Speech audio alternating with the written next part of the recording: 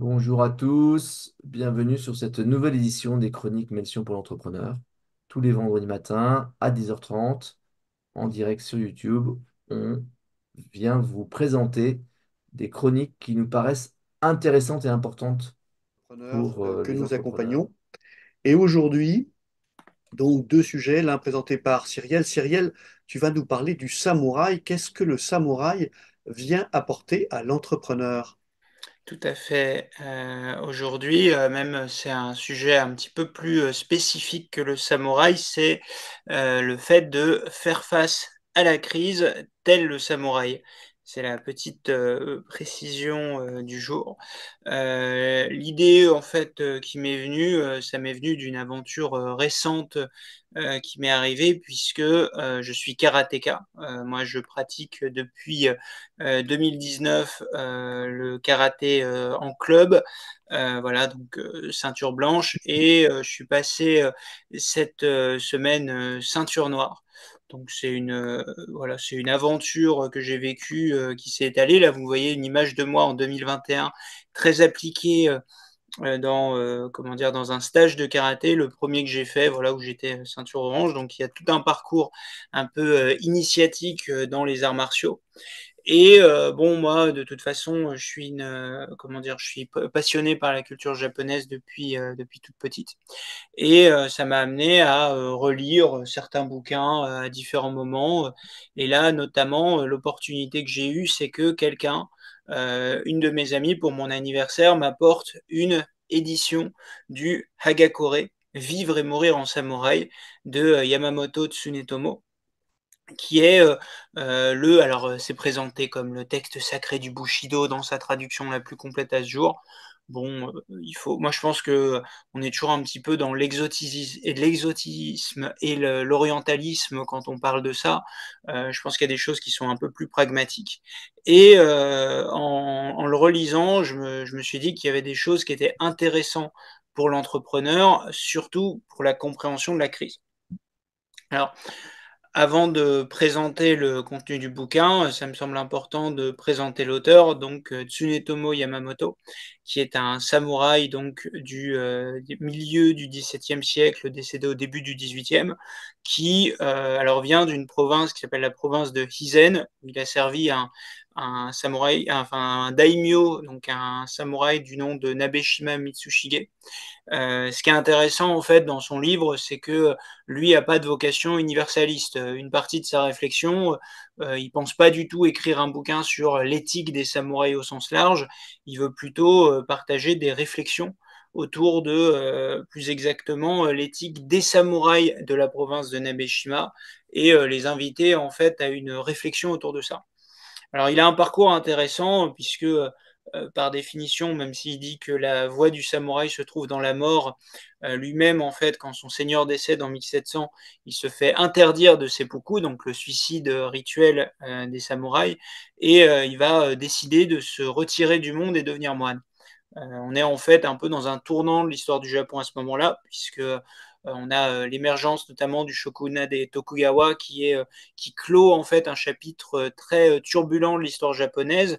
Là, on va être dans une période de paix qui va durer jusqu'au milieu du 19e siècle. Et lui, en fait, voilà, à ce moment-là, se retrouve pris dans ce mouvement-là, dans lequel les Tokugawa interdisent notamment aux samouraïs de se suicider. Peut-être aussi parce que quand on veut reconstruire un pays, c'est peut-être bien de garder des gens sous le coude, qui ont des ressources, qui connaissent les réseaux. Enfin bref, il y a plein de réflexions là-dessus. Toujours est-il que Tsunetomo Yamamoto, de son côté, se retire et il va écrire un livre qui s'appelle donc le Hagakure, qui signifie caché sous les feuilles en japonais, où alors il y a différentes traductions possibles. Il y en a certains qui vont même jusqu'à dire que c'est en fait le titre complet, puisque le japonais repose sur l'implicite, ce serait une discussion à l'ombre des feuilles. En tout cas, c'est un livre voilà, sur d'éthique qui présente cinq grands principes, enfin, qui articule cinq grands principes. Le fait que le samouraï doit cultiver l'art de mourir, une espèce d'éloge aussi de l'action immédiate et du fait que voilà, le samouraï doit être capable d'être quelqu'un qui fait face à des situations extrêmes et qui est capable de réagir immédiatement et de ne pas différer son action. le fait de s'ancrer pleinement dans le présent et de vivre pleinement chaque instant, de rester maître de soi et s'abstenir de paroles déplacées, et enfin de soigner son apparence. Et en fait, quand on fait un petit peu la somme de tout ça, effectivement, on se dit que peut y avoir des réflexions intéressantes pour l'entrepreneur, parce que quoique l'art de mourir soit pas trop du côté de l'entrepreneur, le fait de se retrouver dans des situations qui impliquent une action immédiate, je pense qu'on a des points communs. Donc le parcours que je vous propose là, c'est en quelques citations des réflexions autour de la crise. Le premier, c'est que la crise est inéluctable, et ça, Tsunetomo Yamamoto le dit très bien. Il dit que notamment pour lui, voilà, les affaires mineures doivent être étudiées avec sérieux. Il y a peu de problèmes réellement très importants, et on en rencontre 2 ou 3 dans l'existence. Et donc à partir de là, pour lui, c'est précisément être capable aussi de prévoir ce qui va se passer, enfin ce qu'on va faire en cas de crise. C'est-à-dire, il ne s'agit pas de prévoir la crise, il s'agit plutôt d'anticiper ce qu'il faudrait faire. Donc d'être capable comme ça, lorsque une crise survient, de se rappeler de la solution qu'on avait prévu d'y apporter et la résoudre en conséquence. Donc c'est l'idée que finalement, voilà, si on est complètement pris au dépourvu, le jour où une crise nous explose au visage, on n'est pas capable de prendre une décision, et donc on se retrouve face à des conséquences désastreuses. Alors, dans la période actuelle, je pense que ce point-là, il est assez juste en réalité. On vit dans une société qui est mondialisée mais fragmentée, ce qui implique aussi qu'on a finalement des groupes sociaux qui sont de plus en plus connectés et en même temps qui ont des trajectoires de plus en plus divergentes, ce qui rend de ce point de vue-là assez inévitable le fait que si on prend le cas de par exemple d'attaques de communication, enfin de crise de communication sur les réseaux sociaux, fatalement, à un moment donné, même si on est le porteur des meilleures valeurs du monde, on aura d'autres personnes pour qui d'autres valeurs plus prégnantes amèneront quelque chose enfin, amèneront au conflit. Le deuxième ingrédient de ça, c'est que les réseaux sociaux aujourd'hui rendent plus que jamais la circulation de l'information extrêmement rapide. Et donc, finalement, là où avant, une information pouvait mettre même encore quelques jours à se propager, là aujourd'hui, on peut se retrouver avec des situations qui dégénèrent en l'espace de quelques minutes ou quelques heures. Et le dernier élément, c'est notamment toutes les crises qu'on voit apparaître, de leaks de données, de leaks en général, c'est le fait que la digitalisation de l'économie facilite la cybercriminalité. Et notamment, l'élément essentiel à rappeler, c'est que quand on vous vole des données, contrairement à un vol physique, le vol de données a comme problème que vous ne savez que vous avez été volé que quand vous constatez aussi que ces données sont publiées quelque part sur la toile, ce qui peut introduire aussi un lag. Alors, une fois qu'on a dit ça, la question est ouverte de savoir comment on se prépare à la crise. Et donc, ce que dit Tsunetomo Yamamoto là-dessus, c'est que si on n'envisage pas avec soin à l'avance toutes les éventualités, lorsque l'événement survient, on ne se trouve pas en mesure d'y répondre correctement et on est déshonoré. Donc, il parle de l'importance d'écouter les conseils, d'essayer de comprendre l'essence des choses qui constituent une préparation pour prendre ces résolutions avant que ne survienne la crise. Ce sujet-là, il est essentiel parce que finalement, alors je ne vais pas vous lire toutes les citations, vous pouvez les consulter en même temps que je fais cette présentation, mais il y a 3 grands éléments de ça. Le premier, c'est d'explorer qui sont ses alliés. Ce que dit notamment Tsunetomo Yamamoto, c'est le fait que on sait qui sont ses alliés précisément au moment de la crise. On ne le sait pas avant, puisque finalement, à un moment donné, quand vous vivez un épisode difficile, c'est là où des gens vous lâchent du jour au lendemain, où des gens disparaissent. Vous ne le savez pas en temps de prospérité. Et donc c'est ce qui résume par si vous désirez sonder le cœur d'un ami, tombez malade. Ceux qui viennent à votre chevet sont vos amis. Voilà, je pense que là, il y a une petite pointe d'humour de sa part aussi, évidemment. Après, il y a un point important, c'est le fait de cultiver son mental et d'être capable de conserver une attitude positive à travers toutes les épreuves qu'on traverse. Pour lui, alors c'est le fait que voilà, on peut être pris à certains moments dans des émotions, et le fait de laisser paraître l'émotion qu'on ressent, c'est aussi donner un avantage décisif à l'autre. Et ça, on le voit bien dans certaines crises, y compris récentes, les attitudes qui consistent à aller exprimer sa colère sur les réseaux sociaux, qui consistent à aller menacer un lanceur d'alerte de représailles juridiques. En général, ce qui va se passer, c'est que ça va aggraver la crise. Vos adversaires vont peut-être même en profiter pour surfer là-dessus, montrer que décidément vous êtes vraiment une mauvaise personne et que vous bâillonnez la liberté d'expression. Enfin, il y a tout un ensemble de choses comme ça que vous ne pouvez, enfin, qui font que attaquer l'autre va peut-être aggraver les choses et montrer que finalement vous allez abîmer encore plus votre image, vous déshonorer, dirait Joshua Yamamoto. Et le dernier point, et je trouve que c'est le plus intéressant, comment dire, Tsunetomo Yamamoto dit après l'âge de 30 ans, l'homme devient en général imperméable aux conseils. Quand les conseils ne l'atteignent plus, il devient vite prétentieux et égoïste. Et il ajoute pour le reste de ses jours l'impudence à la sottise, ce qui causera irrémédiablement sa perte. C'est pourquoi il est indispensable de découvrir quelqu'un capable de discernement, de se lier fortement à lui afin de recevoir son enseignement. Donc c'est l'idée de cultiver des relations de qualité avec des personnes qui nous permettent d'apprendre. On peut penser aux conseillers de confiance, on peut penser aussi au fait de cultiver des relations peut-être avec ses avocats, de cultiver des relations avec d'autres entrepreneurs aussi. En tout cas, des gens qui sont, et c'est ça aussi je pense la réflexion à avoir, qui sont en dehors des situations qu'on vit et qui sont capables de nous apprendre quelque chose de leur expérience. De façon contemporaine, on pourrait se dire qu'il y a des disciplines qui pourraient être cultivées d'ailleurs chez l'entrepreneur, comme l'art de la négociation, la compréhension des enjeux de cybersécurité, la question même du droit pénal et plus largement du droit et de ses applications. Là, je pense, moi, à des expériences que j'ai pu vivre aussi de diffamation en ligne, ou voilà, les signalements à Pharos, le fait de connaître les processus de régulation des réseaux sociaux. C'est des éléments assez importants comment dire, de comprendre quel est cet arsenal qui est à notre disposition, parce que même dans certains cas, il y a véritablement de la diffamation et des choses qui sont complètement intentatoires à ce qu'on a dit. Et ce qui est constitutif de ça, c'est l'intention de nuire. Dans d'autres cas, on peut se retrouver face à des crises où la personne dévoile des informations, mais où l'intention de nuire n'est pas fondée, et on va s'embourber encore davantage. Donc ça permet d'avoir précisément du discernement et d'agir dans ces situations-là avec comment dire, la bonne façon de faire. J'aurais pu faire une liste beaucoup plus longue. Là, j'en donne trois où moi, ces derniers temps, j'ai pu travailler sur ces sujets-là. Mais évidemment, il y en a bien d'autres. Et enfin, la question, donc, c'est que fait-on quand la crise est là? Et c'est le temps de l'épreuve. Et là, Tsunetomo Yamamoto a quelque chose d'assez intéressant, puisqu'il dit que pour lui, quand survient le malheur, le samouraï doit s'en réjouir et saisir la chance qui lui est ainsi offerte de mettre à profit son énergie et son courage. Il dit ensuite, quand les flots montent, le bateau s'élève. Moi, j'ai toujours trouvé cette image assez belle et assez intéressante, parce que ça invite aussi à garder espoir et à se dire que voilà, il faut voir aussi cet instant-là comme l'occasion de s'éprouver soi-même. Alors une fois qu'on a dit ça, il y a finalement peut-être deux choses importantes. La première, quand il dit si on s'élance sans vigueur, 7 sur 10 des actions entreprises tournent court. Il est extrêmement difficile de prendre des décisions en état d'agitation.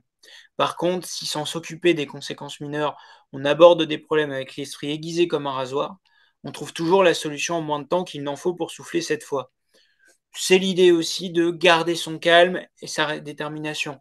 Le fait que, d'ailleurs, dans le fait de prendre un souffle, c'est la logique de prendre une profonde inspiration et une profonde expiration, donc quelque part de prendre le temps de se connecter à ses émotions et de retrouver un calme intérieur.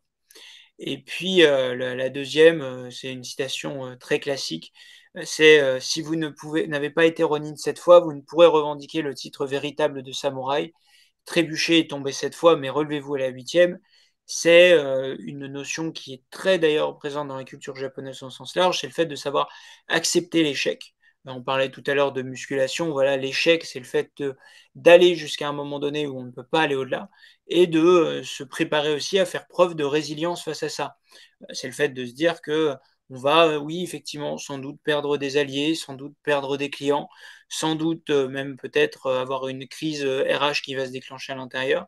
Mais c'est aussi en acceptant ces éléments-là et en n'essayant pas nécessairement enfin plutôt en essayant de faire son mieux à partir de là, qu'on est capable de finalement de faire montre d'une forme de résilience face à ces événements-là. Qu'est-ce qui nous reste Il nous restera forcément des choses passé la crise passée. Qu'est-ce qu'on sera en mesure de faire? Et peut-être d'ailleurs que cette crise est l'espace d'une opportunité pour nous. Alors, il y a quelques petites techniques aussi classiques à connaître qui sont susceptibles soit d'aller à votre rencontre ou soit d'être utilisées contre vous. Je pense à l'effet Streisand, le fait qu'on peut aggraver une crise en voulant empêcher la propagation d'une information compromettante. Les gens se rendent compte que finalement, il y avait un sujet qui intéressait un groupe marginal de population, et en le relayant et par notre action, on aggrave la crise. Donc finalement, c'est le fait qu'on n'a pas su garder son calme et se prémunir de cet effet à ce moment-là. Ou il y a aussi un enjeu sur la méthode Pasqua qui était de créer une affaire dans l'affaire pour rendre l'ensemble de la situation incompréhensible. Ce sujet-là, par moment, ça peut être aussi quelque chose qui va être utilisé par des personnes en riposte contre vous et qui peuvent, comment dire, même aggraver les choses. Bon, est-ce que vous avez envie d'utiliser cette méthode? Ça demande un peu de savoir-faire, mais c'est quelque chose aussi qu'il est possible de faire. En tout cas, il est bon de savoir que cet arsenal-là existe aujourd'hui et quelque part codifié. Alors, comment on s'en sort? C'est le fait que, il y a ce qu'on appelle l'attitude pendant l'orage. Comment dire? Tsunetomo Yamamoto dit: «Quand on est pris sous une averse soudaine, on peut soit courir le plus vite possible, soit s'élancer pour s'abriter sous les avancées des toits de maisons qui bordent le chemin. De toute façon, on sera mouillé». Si on se préparait auparavant mentalement à l'idée d'être trempé, on serait en fin de compte fort peu contrarié à l'arrivée de la pluie. Au final, si on se réfère à la crise, si on est capable d'envisager les différents aspects, les conséquences, la perte de ses alliés, euh, la perte de clients, etc., eh bien, finalement, lorsque ça arrive, on se rendra souvent compte que peut-être même que c'est moins grave que ce qu'on a envisagé, que ça n'affecte pas autant comment dire les choses telles qu'on le pensait. Et donc, finalement, pour moi, la morale de l'histoire, c'est qu'après l'orage vient toujours le soleil. La conclusion de ça, c'est que faire face à la crise, tel c'est le samouraï, l'ingrédient essentiel, c'est l'attitude, le seishin en japonais. L'attitude, c'est la détermination, et c'est le fait qu'il est indispensable de posséder une résolution si inébranlable que personne, ni même les dieux et les bouddhas, ne puissent vous faire dévier du but fixé. Quelque part, pour les fans de l'effectuation, c'est le fait qu'on a un pilote dans l'avion qui sait où il va et qui y va avec un maximum de détermination. Si une limite, moi, de l'analyse quand même que je vous apporte, c'est que je considérerais pas Tsunetomo Yamamoto comme un maître à penser absolu. Notamment, voilà, des fois, il se permet certaines piques sur les jeunes samouraïs où il dit qu'ils sont d'un niveau pitoyablement bas, coup d'œil furtif des détrousseurs. Enfin, il y a deux, trois petits moments où dans le livre, on sent aussi le samouraï vieillissant qui porte un regard un peu sceptique sur ses contemporains et puis il parle beaucoup de la voie de la mort qu'il n'a pas suivi lui-même. Donc, il y a certaines choses comme ça où j'ai un peu envie de le relativiser. Donc, j'ai mis un petit OK boomer, mais c'est voilà pour dire que moi, je ne crois pas en l'homme d'un seul livre. Et d'ailleurs, c'est pour ça que si vous avez envie d'aller plus loin dans la sagesse des arts martiaux, je vous invite également à regarder, alors je vous ai mis quelques éléments, le traité des 5 roues de Miyamoto Musashi, qui est plutôt dédié à l'art du combat, mais où donc Miyamoto Musashi, grand samouraï, qui est connu pour avoir défait en duel une centaine d'hommes à son époque, livre ses réflexions parvenues lui aussi à un âge avancé sur ce qu'il appelle la voie de la tactique. Je vous conseille également Vagabond, donc qui est le manga adapté de sa vie, enfin qui est adapté d'un roman de Eiichi Yoshikawa, mais qui est un manga qui parle de sa vie et qui est très intéressant. D'ailleurs, c'est de là que j'ai tiré les images que je vous ai mis en illustration de cette présentation. Je vous invite aussi à regarder Be Water My Friend, les enseignements de Bruce Lee de Shannon Lee, qui est un livre très très intéressant sur ces sujets-là. Et pour ceux qui ont envie de regarder un film prochainement, je vous conseille évidemment Le Samouraï de Jean-Pierre Melville avec Alain Delon, qui est aussi riche de réflexions face à finalement comment réagir face à une situation catastrophique. Donc je vous remercie de votre attention.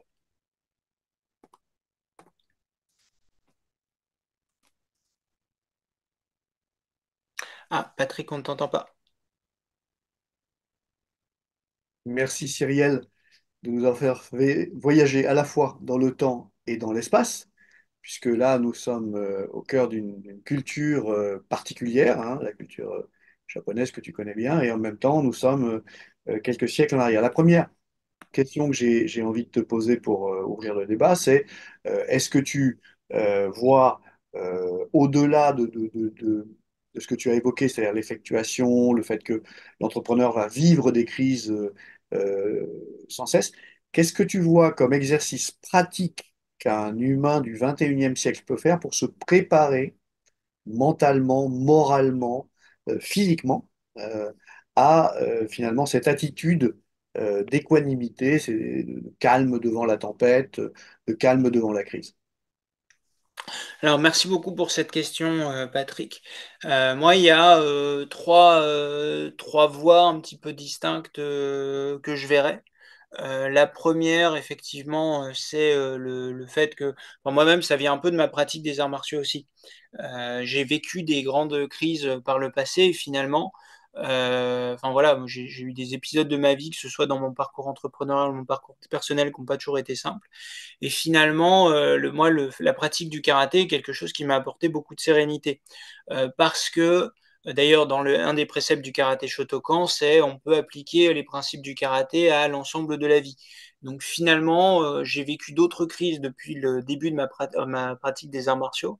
Et je me suis rendu compte que oui, en fait, ça m'apportait un calme intérieur parce que les techniques pour se calmer quand on est en situation de combat dans un dojo, qui est un endroit quand même sécurisé, et les techniques qu'on peut appliquer pour se calmer quand on vit quelque chose.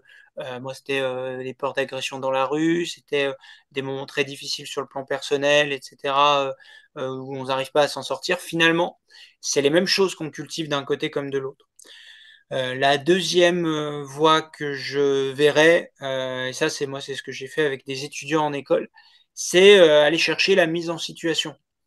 C'est précisément, moi j'avais fait avec mes étudiants une simulation de crise. Je les avais fait jouer une agence de communication pendant 3 jours, et puis eux, ils me transmettaient des éléments, des documents, des réflexions, etc. Moi, j'ai compilé tout ça dans un petit dossier. Et le dernier jour, cours surprise, on simule le leak de données où quand ils cliquent, ils voient des notes qui ont été prises des différents cours qu'ils ont faits, ils voient des éléments comme ça, etc. Et à la fin, ils se rendent compte que la personne qui a orchestré le leak de données dans cette situation, c'était en plus quelqu'un de leur équipe. Évidemment, j'avais demandé à une de mes étudiantes de jouer la méchante pour le besoin de la situation. Et il devait trouver la voie de la résolution. Et une de mes étudiantes m'a dit que précisément, pour elle, beaucoup d'éléments du cours lui semblaient évidents, et qu'à partir du moment où elle s'était retrouvée dans une situation comme ça, arriver à faire le lien entre tiens, on a vu ça en négociation, on doit l'utiliser, tiens, on a vu telle chose sur l'écosystème, il faut le faire comme ça. Je trouve que c'est formateur comme exercice. Il y a des formations qui existent sur ces sujets, au pire des mises en situation avec Melsion, je pense d'ailleurs on pourrait envisager d'en faire. Enfin, il y a plein de choses comme ça qui sont très intéressantes. Et puis la troisième, je pense que c'est effectivement le fait de là, c'est un travail du quotidien finalement. Je pense que l'ingrédient particulier qui nous tue pendant une crise, c'est le fait de céder à ses émotions, à ses pulsions et à une présence de l'immédiateté. Et donc, je pense que c'est voilà, peut-être à travers des pratiques comme la méditation ou même dans le quotidien, le fait d'apprendre à identifier ses émotions, à faire une sorte de travail intérieur. Je pense que c'est une piste pertinente. Voilà. Merci pour ces conseils. Y a-t-il d'autres questions pour Cyrielle à propos de cette attitude face à la crise?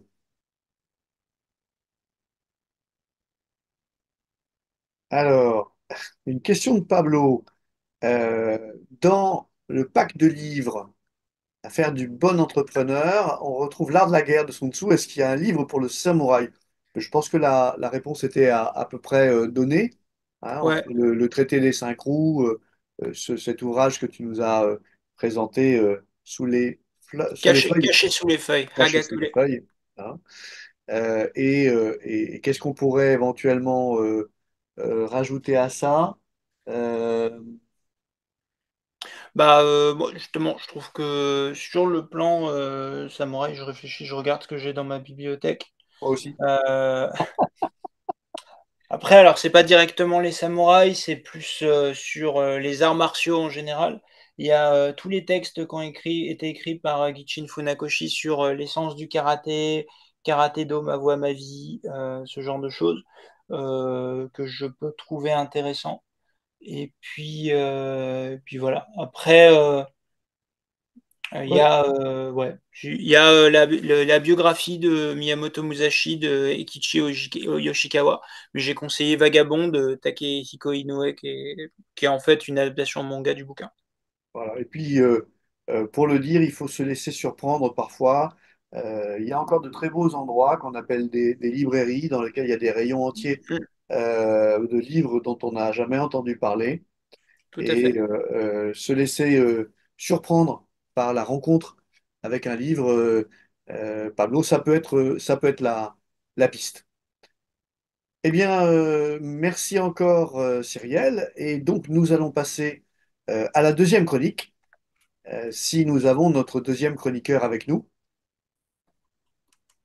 roulement de tambour et suspense, Ah, c'est... Alors, je suis là. il est là. Hop là. Formidable. Euh, poum, poum, Et poum. donc, est-ce que tu es prêt? Veux-tu que Oh, je suis prêt, bien sûr. je fasse le lancement? Tu me dis. Alors, hop là. Non, c'est pas ça que je voulais. Hop là. Excusez-moi un instant, je m'organise avec mes écrans parce que ça part en tous les sens. N'est-ce Ok. pas? C'est le Bon, bah, boulot. je vais rajouter une petite question pour lui donner un peu de temps de se Ah, préparer. c'est malin ça. Enfin, une remarque, question. Mais c'est vrai que je suis tout à fait d'accord avec toi par rapport Cyrielle, aux arts martiaux. Mais alors, je sais pas si pour moi c'est parce que nous dans la famille on fait de la boxe thaï plutôt. Ah bon? Mhm. Euh, et donc je trouve qu'il y a un aspect aussi où ça te permet d'extérioriser en fait beaucoup Tout à fait. d'agressivité, de stress, du coup que tu te retrouves pas à sortir au mauvais moment.